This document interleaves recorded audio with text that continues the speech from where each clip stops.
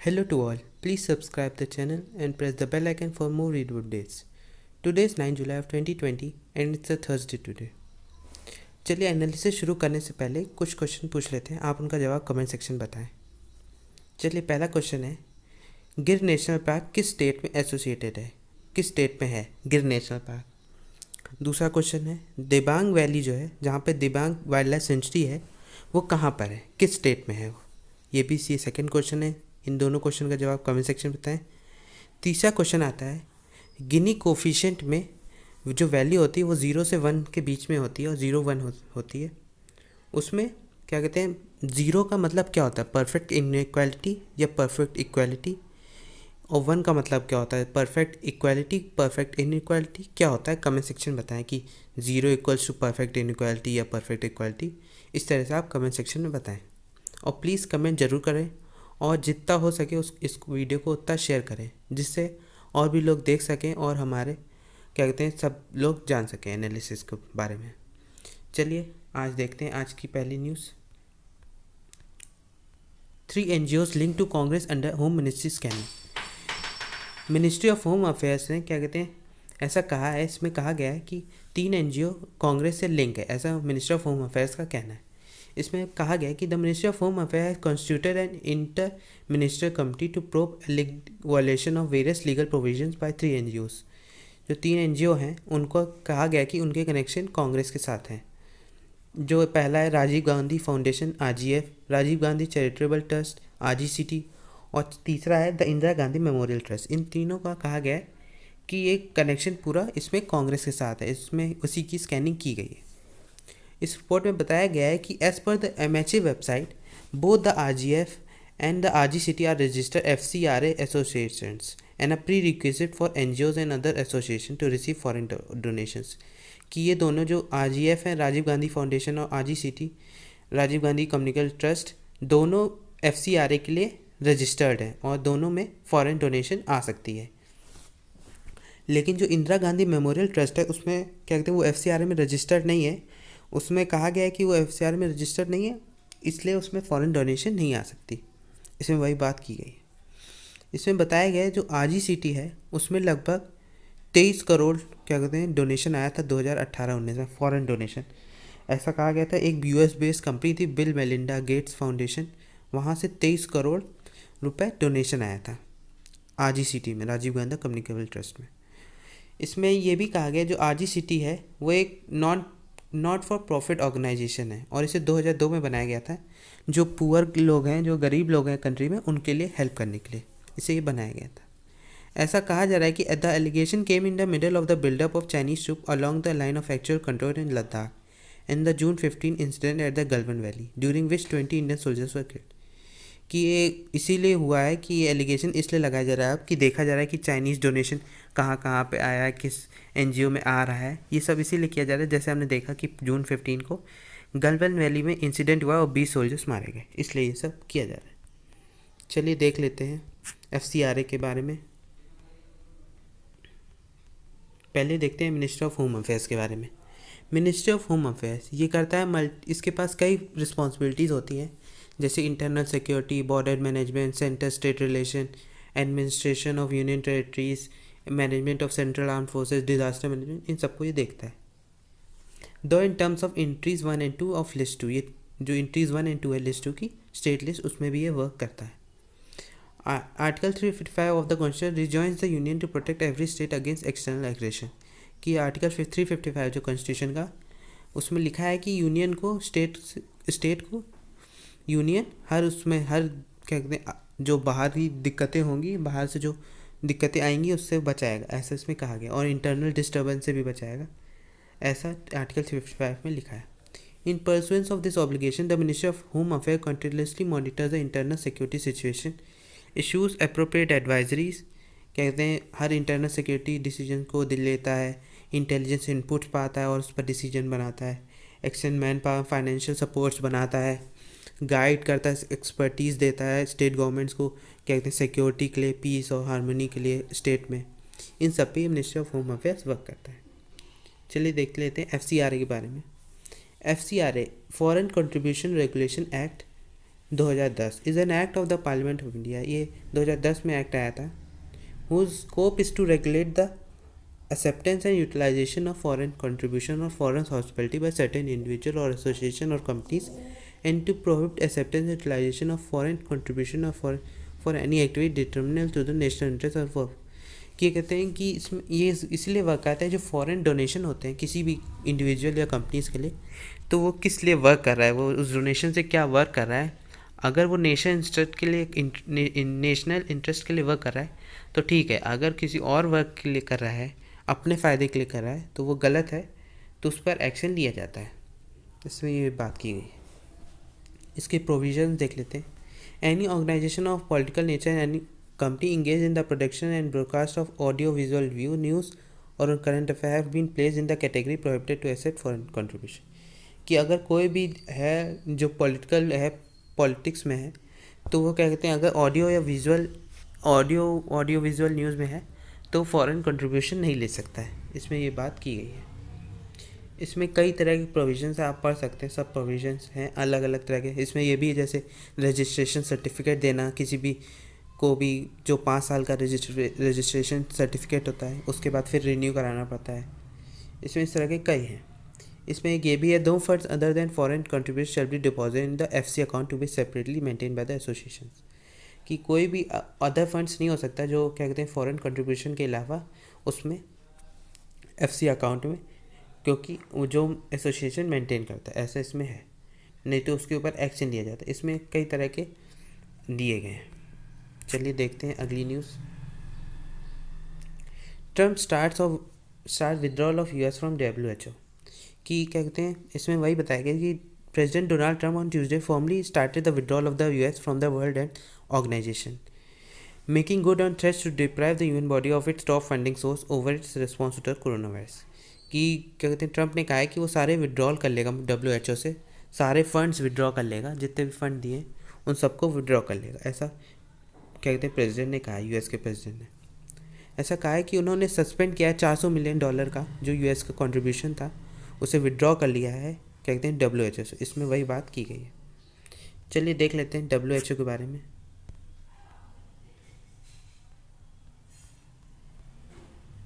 WHO ये एक special agency है फॉर हेल्थ, ये हेल्थ के में लिए है, जिसे बनाया गया था 1948 में। इसका हेडक्वार्टर जेनेवा स्विट्ज़रलैंड में है। इसमें 194 मेंबर्स कंट्रीज़ हैं, 194 मेंबर स्टेट्स हैं, 150 कंट्री ऑफिसेज हैं। इसके 6 रीजनल ऑफिसेज भी हैं। ये एक इंटर गवर्नमेंटल ऑर्गेनाइजेशन है और ये कई मेंबर स्टेट्स के साथ कोलैब करके मिनिस्ट्री ऑफ हेल्थ के साथ वर्क करती है। WHO provide leadership on global health matters shaping the health research agenda. कि ये वर्क करती है क्या कहते हैं हेल्थ मैटर्स पे मेनली वर्क करती है। It began functioning on April 7, 1948। ये अप्रैल 7, 1948 से वर्क करना शुरू कर दी थी। इसके ऑब्जेक्टिव क्या हैं? To act as the directing and coordinating authority on international health work. कि एक डायरेक्टिंग और कोऑर्डिनेटिंग अथॉरिटी के रूप में ये वर्क करती है हेल्थ के लिए। To provide assistant to government upon request in strengthening health services. ये गवर्नमेंट्स के साथ वर्क करती है वहाँ की सर्विसेज, हेल्थ सर्विसेज को इम्प्रूव करने के लिए और स्ट्रेंथन करने के लिए। To promote cooperation among scientific and professional groups which contribute to the advancement of health। कि कोई भी अगर जो ग्रुप्स होते हैं उनके साथ कोलैबोरेट करके, जो प्रोफेशनल ग्रुप्स होते हैं हेल्थ में इम्प्रूवमेंट लाने के लिए, तो उनके साथ ये वर्क करती है। इसके फंक्शंस देख लेते हैं। The health assembly determines the policies of the organisation. It supervise the financial policies of the organisation, reviews and improves the budget. It reports to the Economic and Social Council in accordance with an agreement between the organization and the United Nations। कि ये सब funds जो होते हैं जो health services के लिए, उसको ये देखती है और उसके ऊपर अपना एक्शन लेती है कि कैसे उसको फंड्स को बढ़ाया जाए, हेल्थ कहाँ पे फंड्स प्रोवाइड किए जाएँ, कितना फ़ंड ज़रूरी है किस कंट्री के लिए हेल्थ सर्विसेज इम्प्रूव करने के लिए, तो इसको ये वर्क करती है इस पर। चलिए अगली न्यूज़ देखते हैं। Chinese troop move out of PP-15 area in eastern Ladakh. जैसे हमने कल भी देखा कि पेट्रोलिंग बंद कर दी गई इंडियन साइड में, कहा और क्या कहते हैं चाइनीज़ साइड के ट्रूप वापस चले गए हैं। और अब कल देखा गया कि जो पेट्रोलिंग पॉइंट 15 था, जो हॉट स्प्रिंग एरिया में था पेट्रोलिंग पॉइंट 15, वहाँ से भी चाइनीज़ ट्रूप वापस हो गए। तो इसमें ये बात की गई। ये अच्छी खबर भी है क्योंकि चाइनीज़ सूप जितना पीछे जाएंगे उतनी है, लेकिन तब भी हमें सोच के समझ के चलना चाहिए, क्योंकि कोई भी कभी भी कोई भी एक्शन ले सकता है। A case for extension. MNREGA is important in the rescue of the poor during a time of distress. जैसे हमने देखा कि the finding that 8.5 lakh poor house holds have completed at least 80 days of the 100 day limit, कि 8.54 लोग जो गरीब लोग हैं उन्होंने 80 दिन कंप्लीट कर लिए, जो 100 दिन की लिमिट होती है। क्या कहते हैं, लगभग 1-1.5 लाख लोगों ने तो 100 डे लिमिट भी कंप्लीट कर ली है, और 8.4 लाख लोगों ने 80 डे लिमिट कंप्लीट कर ली है। ऐसे इसमें बात की गई। इसमें यह भी कहा गया जैसे भी लॉकडाउन क्या कहते हैं बढ़ रहा है, जैसे इकनॉमी इम्प्रूव हो रही है, अब क्या कहते हैं इकनॉमी को क्या कहते हैं एक्सटेंडेड लॉकडाउन के कारण कितनी दिक्कतें हुई हैं, तो इसमें देखना चाहिए कि माइग्रेंट वर्कर्स को भी ने भी जॉब छोड़ी, क्या कहते हैं उनकी छूटी है जॉब, तो उसके कारण उनको काफ़ी दिक्कतें हुई। तो इस मनरेगा स्कीम से उनको भी रिलीफ मिलना चाहिए, गरीब परिवारों को रिलीफ मिलना चाहिए, इसमें वही बात की गई है। इसमें यह भी कहा गया है कि मनरेगा वर्क हैज़ डबल्ड और even triple in number of district compare to the previous year, कि इस साल मनरेगा का वर्क डबल और ट्रिपल हो गया है कुछ स्टेट्स में, कुछ डिस्ट्रिक्ट्स में। जो पिछले साल बहुत कम था वो इस साल बहुत बढ़ गया है। लेकिन अभी भी खरीफ क्रॉप्स जहाँ क्या कहते हैं उगाई जाती है वहाँ पे अभी भी डिमांड काफ़ी कम है, इसमें यह भी कहा गया है। इसमें यह भी कहा गया है कि इस साल द मनरेगा से fertilized as more than just an insurance scheme and as a vehicle for rural development could potentially address that problem, कि अगर इसे मनरेगा को अच्छी तरह यूज़ किया गया, एक इंश्योरेंस स्कीम ना बना के एक रूरल डेवलपमेंट के लिए वर्क किया गया, तो ये काफ़ी तरह इसके अंदर काफ़ी पोटेंशियल है इस प्रॉब्लम को क्योर करने के लिए। इसमें लास्ट में ये भी कहा गया an extension of the 100 day limit and A comprehensive implementation of the scheme in rural area can be the first step, कि इकनॉमी को बूस्ट करने के लिए, कंजप्शन और इकनॉमी रिकवरी के लिए क्या कहते हैं इसकी 100 डे लिमिट और बढ़ा देनी चाहिए, एक्सटेंड कर देना चाहिए, जिससे रूरल एरियाज में इस स्कीम को अच्छी तरह से इम्प्लीमेंट किया जा सके। ये पहला स्टेप होगा इकनॉमी को बूस्ट करने के लिए, ऐसा इसमें कहा गया। अच्छी तरह से हर गरीब को वर्क मिल सके तो ये हेल्प करेगा। फिर आता है the social contract needs to be rewritten. The pandemic crisis can be overcome when a state is sensitive, has decentralised steps and ensure empowerment.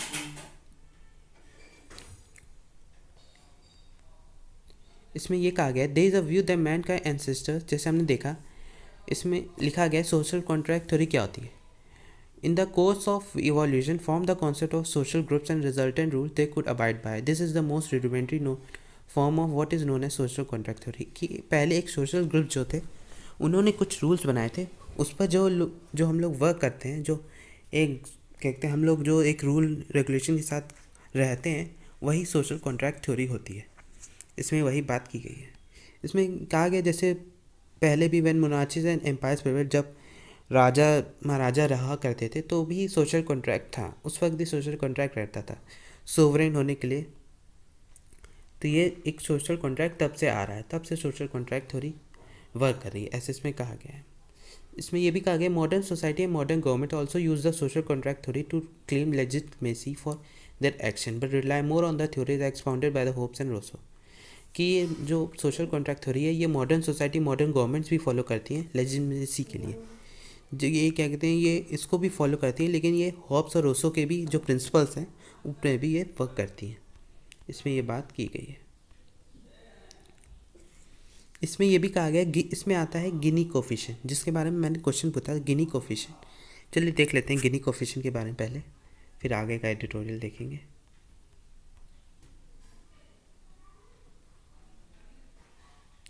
Lorenz curve and Gini coefficient. The distribution of income in an economy is represented by the Lorenz curve, कि क्या कहते हैं जो distribution होता है income का वो Lorentz curve बताता है कि किस तरह का इनकम है, इक्वलिटी है इनकम डिस्ट्रीब्यूशन में कि इनइक्वालिटी है, ये इसमें बताता है। One of the 5 major and common macroeconomic goals of government is the equitable distribution of income, कि एक जो मेजर 5 प्रॉब्लम्स हैं और जो मैक्रो इकोनॉमिक गोल्स हैं किसी भी गवर्नमेंट का, वह है इक्विटेबल डिस्ट्रीब्यूशन ऑफ इनकम होता है, कि इक्वली डिस्ट्रीब्यूट किया जाए इनकम को। जो लोरेंज कर्व है वो 45 डिग्री एंगल पे एक लाइन बनती है, अगर कहते हैं परफेक्टली इक्वल इनकम डिस्ट्रीब्यूशन होता है तो एक 45 डिग्री पे लाइन बनती है। अगर वो लाइन पर 45 डिग्री पे नहीं बनती या कोई कर्व होता है तो वो उसे कहते हैं कि वो अनइक्वल है, उसमें अनइक्वल डिस्ट्रीब्यूशन ऑफ कर्व है। इसमें वही बात की गई थी। ये बनाया गया था मैक्स लोरेंज़िन के द्वारा 1906 में। गिनी कोफिशिएंट्स को देख लेते हैं। गिनी कोफिशिएंट की वैल्यू ये वही बताता है कि degree of income equality in a population, की जो डिग्री ऑफ इनकम इक्वालिटी है, जो इक्वालिटी ऑफ इनकम डिस्ट्रीब्यूशन है, वो एक पॉपुलेशन कितना है। ये वेरी करता है 0 से 1 के बीच में। अगर 0 होता है तो उसका मतलब होता है perfect equality, distribution of income perfectly equal है, और अगर 1 रहता है तो परफेक्टली इनइक्वल डिस्ट्रीब्यूशन है। इस गिनी कोफिशिएंट्स में होता है। इसमें होता है कि अगर 0 हो तो इसका मतलब सबकी इनकम सेम है, और अगर 1 हो तो सब लोगों की इनकम एक ही आदमी के पास है। इसका मतलब ये होता है। इसमें वही बात की गई है। लास्ट में इस ट्यूटोरियल में कहा गया the social contract theory requires to be rewritten, it does not require anything drastic such as revolution anarchy, rather it only finds needs fundamental introspection rethinking by the government classes including bureaucrats. कि अब हम लोगों को social contract theory को वापस दोबारा तरह से लिखना होगा, जिससे ये दिक्कतें जो हो रही हैं क्राइसिस के कारण, जो हमें अब दिक्कतें पता चली हैं, वो रिवॉल्यूशन या अनार्की से नहीं क्योर होगी। ये ब्यूरोक्रेट्स और जो गवर्नमेंट क्लासेस वर्क हैं जो उनको देखना होगा, और इस कॉन्ट्रैक्ट थ्योरी को फिर से, सोशल कॉन्ट्रैक्ट थ्योरी को फिर से लिखना होगा और नए तरह से लिखना होगा। इसमें वही बात की गई। फिर आता है अगला editorial, the pandemic is about I shirt, there are resonance between सेरावुरस literary world and the migrant labour distress in a contemporary India. इसमें वही बात की गई है। इसमें स्टार्ट किया गया है, एक नॉवल थी ब्लाइंडनेस, वो जो नोबेल लॉरिएट थे, जो नोबेल विनर थे, जो सेरामेको, उनके द्वारा लिखी गई थी। इसमें बताया गया था कि एक मिस्टीरियस एपिडेमिक के कारण कि सारे लोग वहाँ के अंधे हो गए थे, ब्लाइंड हो गए थे। इसमें वही बात की गई थी। जैसे हमने देखा कि आज की कंडीशन वही है, पेंडेमिक के कारण लोग इन्फेक्टेड हो ही रहे हैं, और क्या कहते हैं गवर्नमेंट उनको क्योर करने की ढूंढ रही है, लेकिन क्या कहते हैं कुछ मिल नहीं रहा है। तो इलाज चल रहा है, लेकिन हमें पूरी तरह से एक इलाज नहीं है, उस तरह ये सही हो जाएगा। इसमें वही बात की गई, the governments own data resources are inconsistent are a massive inestimate. कि इसमें कहा गया है कि 26 लाख माइग्रेंट वर्कर्स, ऐसा कहा गया है, एस्टिमेट लगाया गया है इकोनॉमिक सर्वे के द्वारा कि 8 करोड़ पीपल थे जो क्या कहते हैं जो इधर से उधर ट्रैवल किए हैं, ऐसा रिकॉर्ड्स में पाया गया है। इसमें भी कहा गया है कि जैसे हमने देखा कि जून 30 को प्राइम मिनिस्टर नरेंद्र मोदी ने जो फ्री फूड ग्रेन्स की पॉलिसी थी एनएफएसए के द्वारा, नेशनल फूड सिक्योरिटी एक्ट के द्वारा, उसे नवंबर तक बढ़ा दिया गया है। लेकिन इसमें ये नहीं बताया गया कि जो राशन कार्ड होल्डर नहीं है उनको कैसे राशन मिलेगा, उसके लिए कोई स्टेप नहीं लिया गया है। इसमें वही बात की गई है। इसमें ये भी कहा था, सॉलिसिटर जनरल जो हमारे तुषार मेहता हैं, उन्होंने कहा था कि श्रमिक ट्रेन जो चली थी उनमें कोई भी भूख या प्यास के मारे नहीं मरा। लेकिन ऐसा क्या कहते हैं पीयूष गोयल ने कहा था 3 में कि उन्होंने जो 3 महीने ये जो हुआ, इसमें कोई भी क्या कहते हैं कोई भी नहीं मरा, भूख के मारे कोई भी नहीं मरा। We have gone through the entire 3 months without a single person starving. कि कोई भूख के मारे जी रहा हो, कि भूखा जी रहा हो, ऐसा कोई भी नहीं है, ऐसा इनका कहना था। लेकिन फिर Indian railway protection force service data आया, उसमें कहा गया कि 80 डेथ्स जो थी, 80 लोग श्रमिक ट्रेन में 9 मई से 27 मई के बीच में मरे हैं, 80 डेथ, ऐसा उनकी रिपोर्ट में था। और सोचिए कितने लोग मरे होंगे, ऐसा था। लेकिन उन गवर्नमेंट का कहना था कि कोई नहीं मरा भूख प्यास से मारे, वो लोग पहले से बीमार थे तो ऐसे इसलिए लोग मर गए, ऐसा उनका कहना था।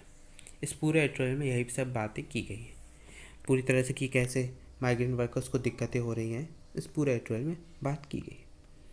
चलिए देखते हैं अगली न्यूज़ हम लोग। CBI books Ahmedabad firm for bank fraud. कि सीबीआई ने क्या कहते हैं कि एक कंपनी है, अहमदाबाद बेस्ड कंपनी है, कैम एज इंटरनेशनल प्राइवेट लिमिटेड, उसके डायरेक्टर को क्या कहते हैं बैंक ऑफ इंडिया के साथ चीटिंग करने के लिए 98.88 करोड़ का घपला करने के लिए उसे पकड़ लिया गया है। सीबीआई ने उसे अरेस्ट कर लिया है।